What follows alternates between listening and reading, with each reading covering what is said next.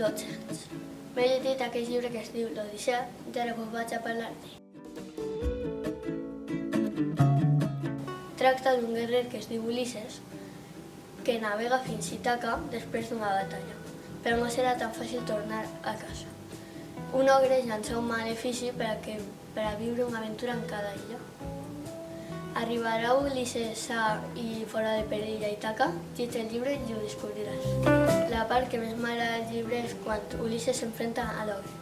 El meu personatge preferit és Ulisses perquè és molt aventurer i molt llest. Ulisses trama un pla per poder escapar d'ell.